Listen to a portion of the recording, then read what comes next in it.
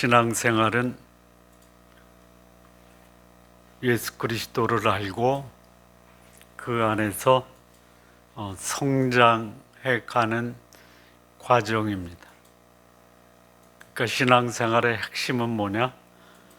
예수 그리스도이십니다. 히브리서 3장 1절에서는 우리 믿음의 도리 대제사장인 예수를 깊이 생각하라, 이렇게 권면을 합니다. 우리 지난 시간에 4장 마지막 절에서는 은혜의 보좌 예수 그리스도 앞에 담대히 나아가라, 이렇게 권면합니다. 신앙생활을 하면서 예수 그리스도를 깊이 알지 못하고 예수 그리스도를 깊이 경험하지 못하고 예수 그리스도와 깊은 교제의 삶을 하지 못한다면 그런 사람은 신앙생활에 어려움을 겪습니다. 그 어려움이 뭐냐? 젖먹이와 같은 신앙인이다. 그런데 예수 그리스도를 깊이 이해하고 그분을 경험하고 그분과 깊은 교제를 하면 그는 장성한 자로서의 신앙생활을 합니다.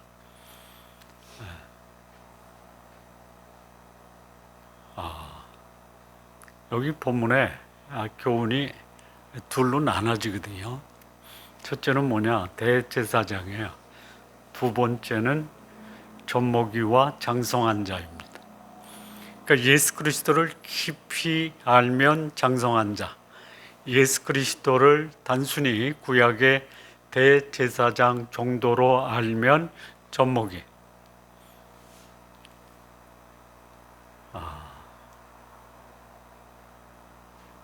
이 젖먹이 특징이 뭡니까?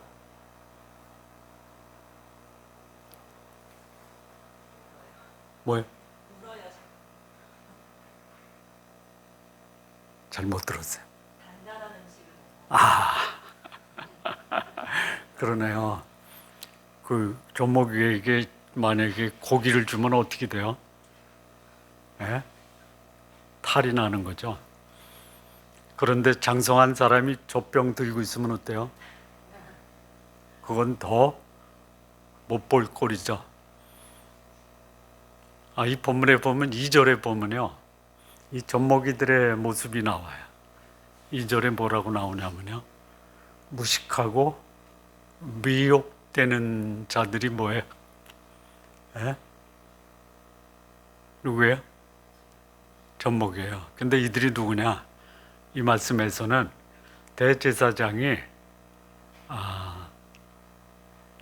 무식하고 미혹한 자를 용납을 해요. 그게 누구예요? 출애굽해서 홍해를 건넌 이스라엘 백성이에요. 그러니까 이스라엘 백성이 어떤 사람이에요? 무식하고 미혹해요.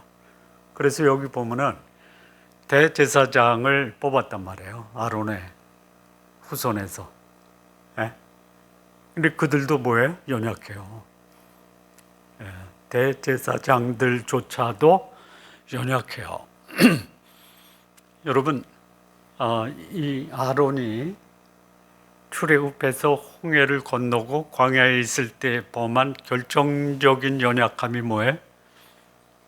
첫째, 호렙산 밑에서 우상을 만들어요. 두 번째, 모세의 권위에 도전을 해요.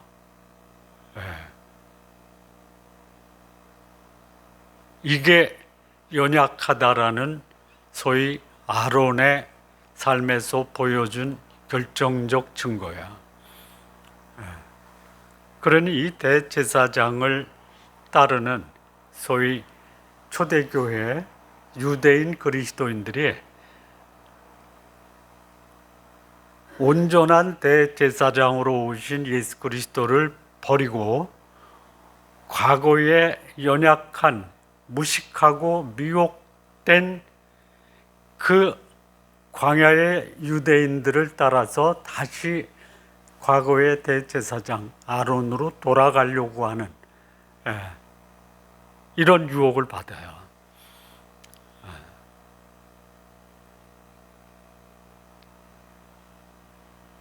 그 로마하고 일본에 양자 제도가 있어요. 로마 황제 중에 최초의 양자가 누구죠? 성경에 나와요. 아구스도, 가이사. 그게 누구냐면 옥타비아누스예요. 이 가이사라는 것은 율리우스 시저, 그의 성이 가이사, 가이사 율리우스예요. 근데 그 아들이 없어요. 그래서 이 가이사 율리우스가 자기를 이을 양자를 드렸는데 그게 누구예요? 옥타비아누스예요. 그런데 그를 가리켜 아구스도라고 했어요. 그럼 가이사는 뭐고 아구스도는 뭐고 옥타비아누스는 뭐냐? 가이사는 율리우스의 성이에요. 양자가 된 거예요. 근데 사실 이 옥타비아누스는 누구냐? 그 율리우스의 친누나의 아들이에요. 조카죠, 조카. 근데 그에게, 그러니까 누나의 아들이니까 성은 가이사가 될 수 없잖아요. 그런데 그 아들을, 누나의 아들을 양자로 삼아서 가이사라고 하는 이름을 붙인 거예요. 그런데 그를 원로원이 아우구스투스, 이게 뭐예요? 황제라는 뜻이에요. 존귀한 자, 성스러운 자, 황제예요. 그래서 이 가이사 아우구스투스 옥타비아누스, 이거는 본명이에요, 자기. 그에게 로마 황제의 권한을 준 게 이게 양자예요. 자, 그런데 일본에도 양자 제도가 있어요. 친족이 아니에요. 누가 양자를 삼았냐면 그 파나소닉이라고 하는 그룹 있죠. 파나소닉, 마쓰시타 고노시케. 그 가문에 3대가 다 양자로 마쓰시타 가문의 가업을 이어요. 왜? 자기 자식 중에 이 가업을 이을 만한 사람이 없었어. 근데 저쪽 어디죠? 핀란드인가요? 핀란드 GDP의 30%를 차지하는 그 그룹이 있죠. 그 이름이 뭐더라? 거기는요, 자기 직계 자녀들 중에 경쟁을 해서 최고 우수한 자를 뽑는데 몇 명을 뽑냐? 3명을 뽑아서 경영권을 나눠줘요.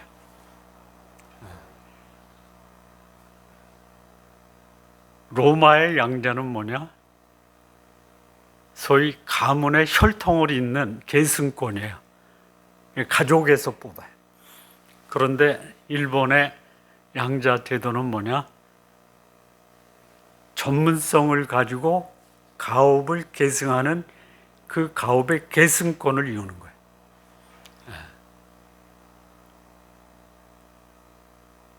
여기 이 본문에 나오는 이 구약의 대제사장과 예수 그리스도 온전한 대제사장은 뭐냐? 스페인의 그 가업을 잇는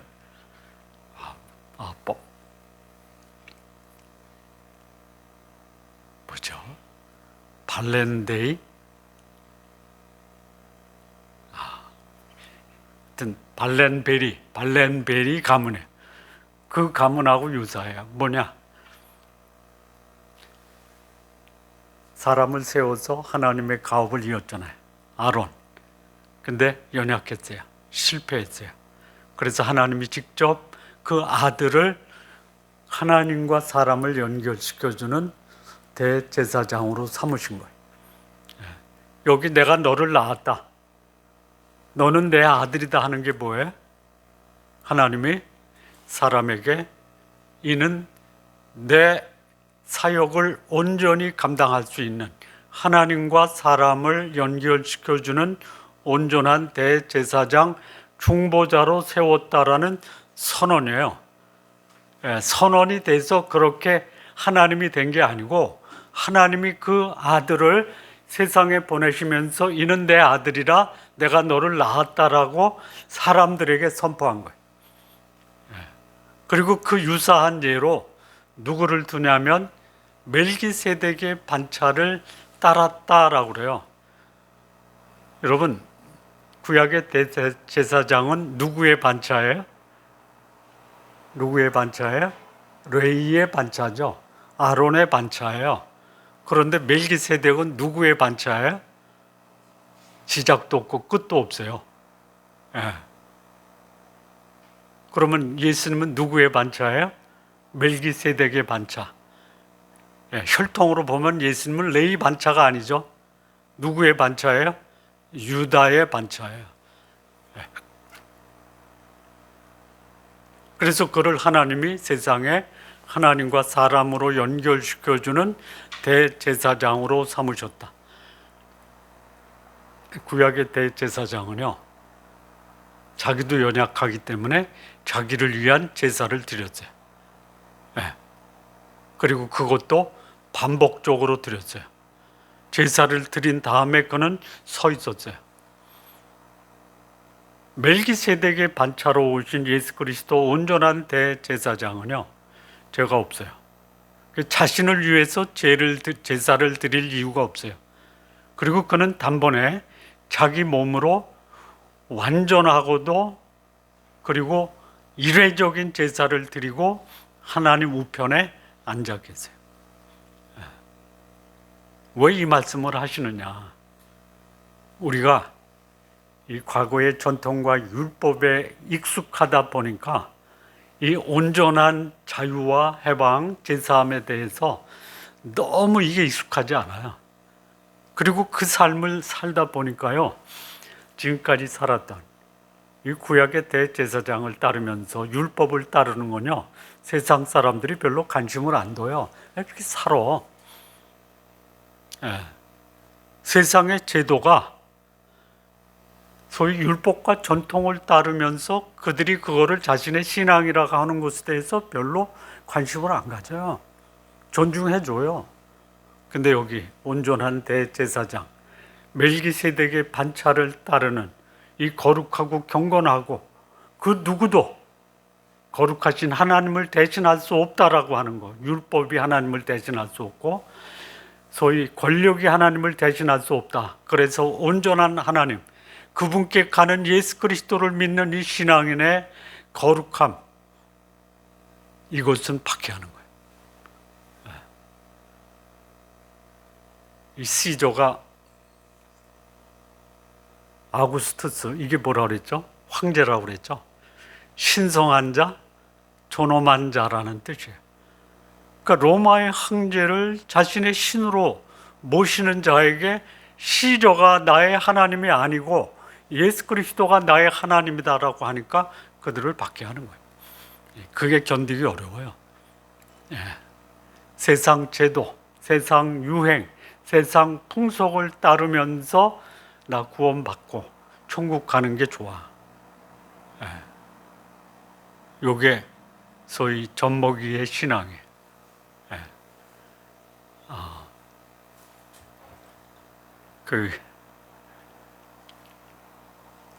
혹시 가능하면 6장 1절에서부터 4절까지 말씀을 좀 볼 수 있을까요?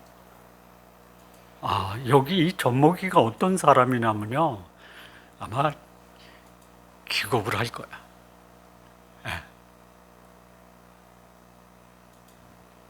히브리서 6장 1절에서 4절.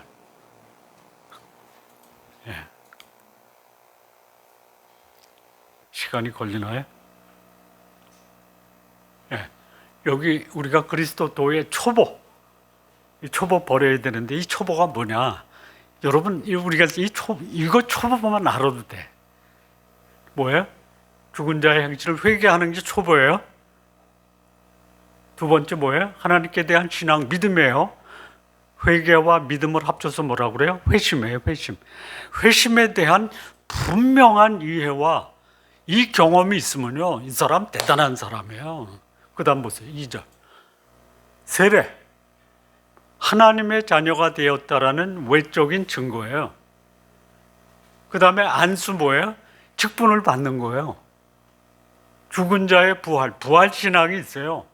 영원한 심판, 종말과 재림에 대한 이 이해가 있다라는 거예요. 이 교훈의 터를 가지고 있어요. 네, 가지고 있어요. 그래서 여기서 머물지 말아라. 이것만 다진다는 거예요, 이것만. 우리 신앙의 터가 뭐예요? 회심과 신앙과 세례와 안수와 뭐라 그랬죠? 부활과 심판. 이게 신앙의 터. 이거 경고히 다 끄세요. 여기에 머무르지 말라 이거예요. 완전한 데 나가라 이게. 근데 요게 또 다른 표현으로 보면요. 3절 보실래요? 하나님이 허락하시면 우리가 이것도 하리라. 그러니까 터를 닦은 사람들이요. 이럴 수 있어요. 근데 터가 없이도 이런 경험을 할 수 있어요. 보시죠. 4절. 한번 빛을 받고 하늘의 은사를 맛보고 성령에 참여한 바가 되고 하나님의 선한 말씀 내세의 능력을 맛보고도 6절 보면요. 타락한 자가 있어요. 여기서 타락하다라는 것을 이제 두 가지로 볼 수 있어요. 여기 이제 3절, 4절에 나오는 영적인 체험, 그것도 두 가지. 타락도 두 가지. 자, 털을 닦고 이런 경험을 했는데 소위 애굽을 나와서 홍해까지 건너고 광야에 들어섰는데 하나님을 의뢰하고 광야 생활을 안식하면서 걸어가지 못하는 사람들, 안식에 들어가지 못한 사람들을 타락한 자, 그런데 그들이 이런 소위 신앙의 기초도 닦고 이런 신앙의 경험도 해요. 근데 이 경험이 뭐예요? 맛본 거예요. 맛봐요. 어디서 맛봐요? 출애굽 과정에서 어디? 출애굽과 홍해를 건너면서 맛본 거예요. 그런데 거기서 안식에 들어가지 못했다. 이게 첫 번째 의미. 두 번째는 뭐냐? 신앙의 공동체 안에 있는데, 그래서 하나님의 행하시는 놀라운 역사도 경험해요. 맛봤다라는 거예요. 참여했어요. 분위기에 들어갔어요. 그런데 그들이 분위기, 그런 공동체 안에 있으면서 전혀 구원의 경험이 없는 사람. 그래서 6절 보면요. 여기 뭐라고 그러냐면요. 타락한 자는 새롭게 회개할 수 없나니 이는 하나님의 아들을 다시 십자가에 못 박아 드러내놓고 욕되게 합니다. 그러니까 이게 이제 타락하다라는 것이 구원은 받았지만 전혀 현실 삶에서 구원받은 자의 삶이 아닌 불신자의 삶과 다를 바가 없다. 그래서 그들은 현실에서 세상을 향해서 예수 그리스도를 드러내는 것이 아니라 드러내놓고 욕되게 하는 사람이다. 두 번째 의미는 뭐냐? 구원받지 않았기 때문에 세상살이가 힘들면 예수님 욕하고 세상으로 다시 돌아간다. 이 두 가지가 신학계의 중요한 논쟁의 내용이에요.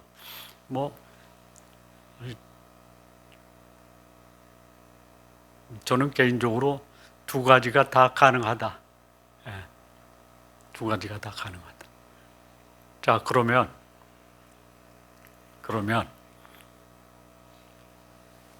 구약의 대제사장을 붙들고 무식하고 미혹당한 사람을 뭐라고 하느냐? 젖먹이라고 그러죠.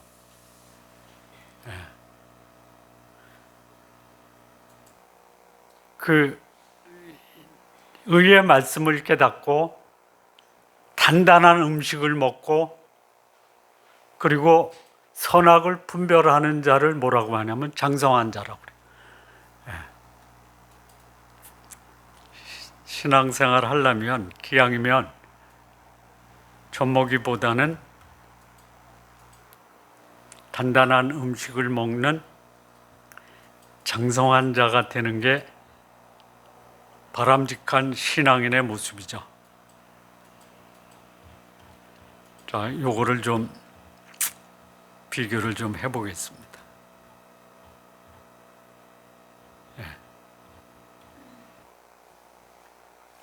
젖먹이의 양식이 뭐예요? 말씀의 초보. 6장 1절에 말씀의 초보에. 그게 뭐예요? 구원받았다, 천국 갈 수 있다. 이게 전부예요. 그거 중요한 거예요. 이것도 없이, 교회 생활하는 사람이 넘쳐나요. 근데 이게 뭐예요? 초보예요, 초보. 평생 목회했는데 그분의 설교의 주제가 뭐냐? 구원과 천국이야. 매주일 구원 초청을 해요. 오늘 삶에서 어떻게 풍성한 삶을 살고, 오늘 뜻에서 내가 겪는 문제를 해결하고, 오늘 현실에서 내가 어떻게 하나님의 자녀로 세상의 빛과 소금이 되는 것에 대해서는 별로 전하질 않아요. 왜 그러겠어요? 제가 곰곰이 생각해 보니까 전하는 자가 그렇게 못 사니까 그 말씀을 전할 수가 없는 거예요. 예를 들어서 목사가 바람 피우면 성도들에게 바람 피지 말라라고 말할 수 있어요? 예? 목사가 자녀 교육에 실패했으면 성도들에게 자녀 교육 잘 시키라고 말할 수 있어요? 그래도 해야 돼. 성경에 자녀 교육에 실패한 제사장이 많아요. 아론도 실패했죠. 사무엘도 실패했죠.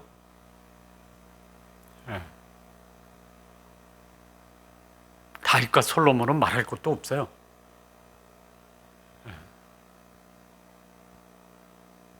못 가르쳐요. 지도자가 잘못되면요, 구성원들은 같이 잘못되는 거예요. 그러니까 나 구원 받아서 천국 갔어, 이거 가지고 감격해서 평생 그것만 전하. 필요해요. 해야죠. 오늘 삶이 그렇게 바람직하지 않아도 여러분 구원 받았습니다. 여러분 천국 갈 수 있습니다. 위로가 돼야 안 돼요. 그러니까 이런 젖먹이의 신앙은 뭐냐? 자기 중심적 위로의 메시지에 감동을 받아. 내가 오늘 삶에서 실패해도 나한테 위로가 되는 구원과 천국의 메시지는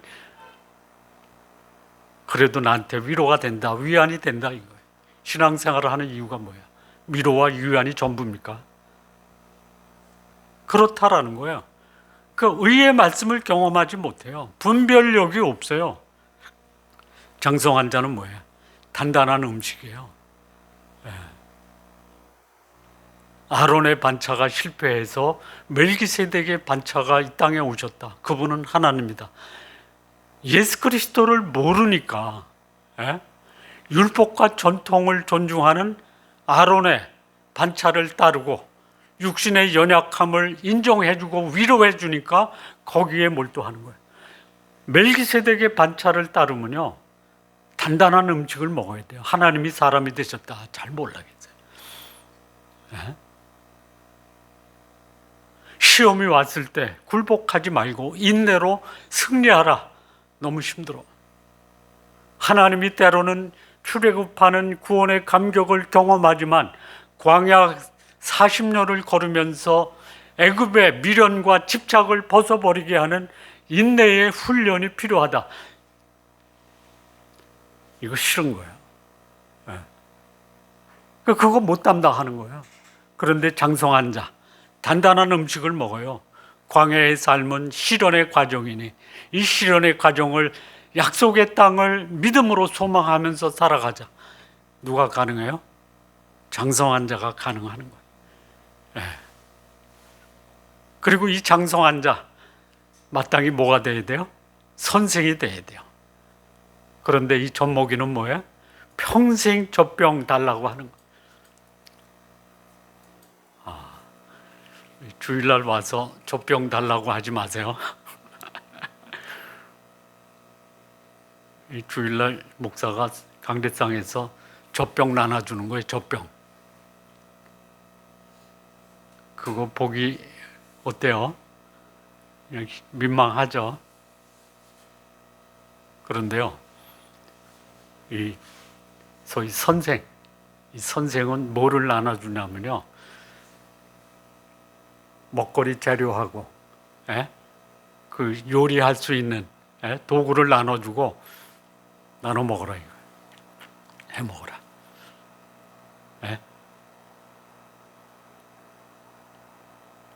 이게 선생이에요, 이게. 그래서 이 젖먹이는 아까 2절에서 본 것처럼 무식하고 미혹당한다가 뭐야? 길을 잃어버리는 거예요. 내가 지금 제대로 가고 있는지 그거 분별 못해요. 왜요? 무식해서. 그런데 이 장성한 자 뭐라고 그랬어요? 선악을 분별해요.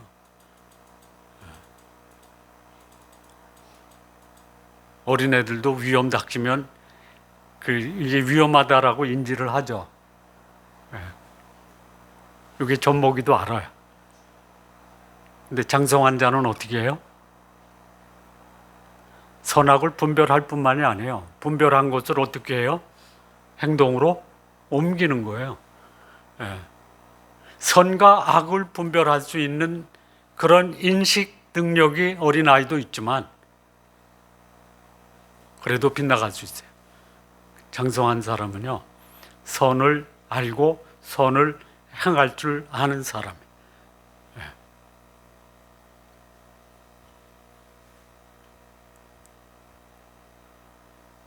자, 이걸 조금 정리하면요, 이 젖먹이는요, 그의 관심의 대상이 누구예요? 나예요, 나.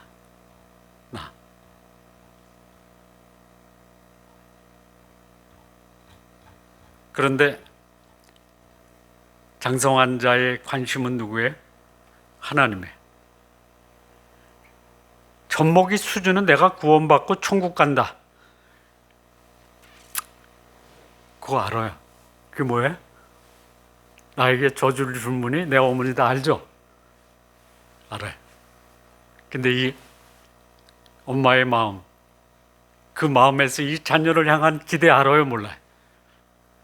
몰라. 그런데 장성한 자, 젖을 띄었어요. 이유식을 했어요. 부드러운 음식 먹다가 단단한 음식 먹어요. 그러면서 알아요. 뭐를 알아요? 우리 부모가 나에게 무엇을 기대하는가. 어린아이는 아주 초보적인 젖인데 장성한 자는 단단한 음식 먹어요. 그게 뭐예요? 하나님 누구시고 나를 향한 그분의 뜻이 무엇인가에 관심을 가져요. 두 번째 차이는 뭐냐면요, 어린아이는요, 고난에 대한 반응이 달라요. 어린아이는요, 고난을 당하면 어때요?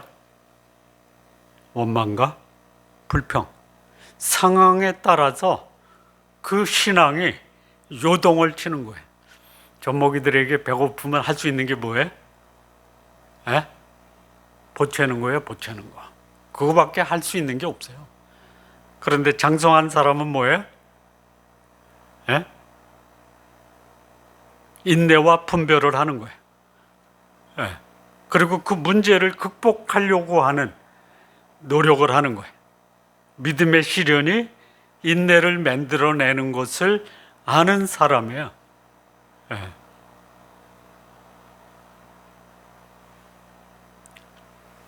세 번째 이 차이는요, 그가 알고 있는 지성의 내용이에요. 어린아이의 지성은 어떻게 알아요? 먹고 알아요. 그렇죠? 보호받으면서 알아요. 나는 보호받아야 된다. 나는 먹어야 된다. 이게 전부예요. 그런데 안 주고 보호를 안 하면 어떻게 돼요? 어떻게 돼요? 그는 그야말로 삶이 붕괴가 되고 마는 거예요. 그의 지식의 수준이 어디냐? 먹고 안전한 거 외에는 없어요. 그런데요, 이 장성한 자는 뭐냐? 지각을 사용해서 분별을 해요. 선악을 분별해요. 그리고 그 선악을 분별한 것을 가지고 분별한 악은 버리고 선은 행하는 거예요.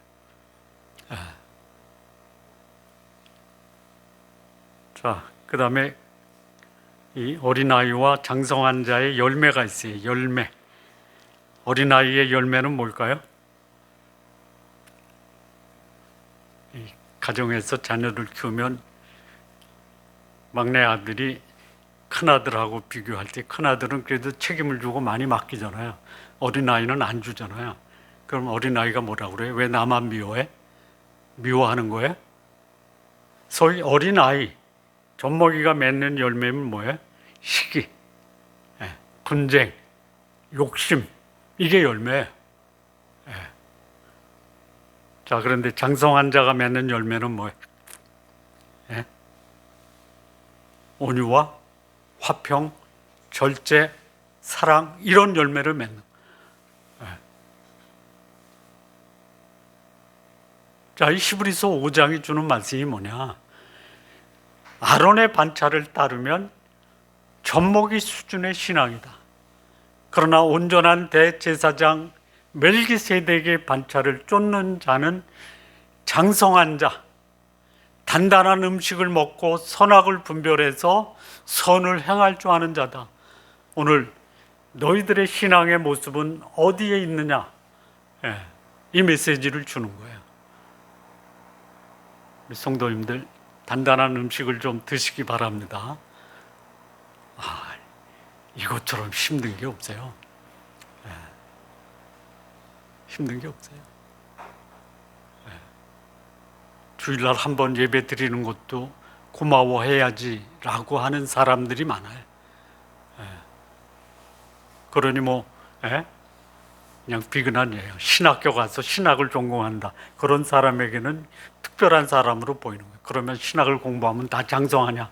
그렇지도 않아요. 신앙의 가장 아름다운 모습이 뭐예요? 무엇을 극복하는 거다? 나를 극복하는 거다.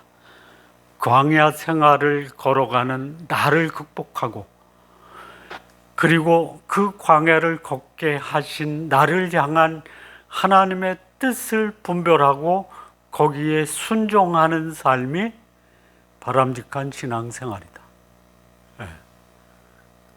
미국 남부에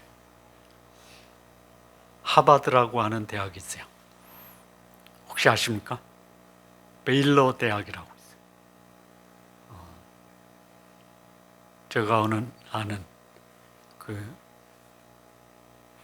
한국 침신대 교수님 딸이 그 베일러 대학을 수석으로 졸업하고 북경대에서 박사학위를 받고 지금 베일러 대학의 교수를 해요.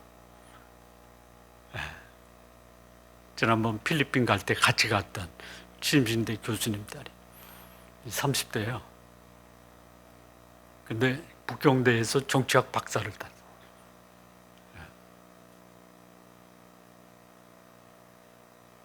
그 대학의 총장이었던 이름을 잊어버렸는데, 그분이 그 대학의 교육 수준을 이렇게 끌어올려요. 가장 위대한 지식은 뭐다? 이렇게 얘기해요. The greatest knowledge of all. 모든 것 중에 가장 위대한 지식은 is to know the will of God. 하나님의 뜻을 아는 것이다. 그 다음에 또 뭐라고 말하냐면 가장 위대한 성취, the greatest achievement of all. 모든 것 중에 가장 위대한 성취는 to do the will of God. 하나님의 뜻을 행하는 것이다. 기독교 대학이에요. 남부의 최고의 엘리트들이 배출되는 학교예요. 그 총장의 뜻을 알면 그 학교가 어떻게 가는지 알잖아요. 저는 이 목회할 때 이런 말씀을 좀 가끔 드리는데요.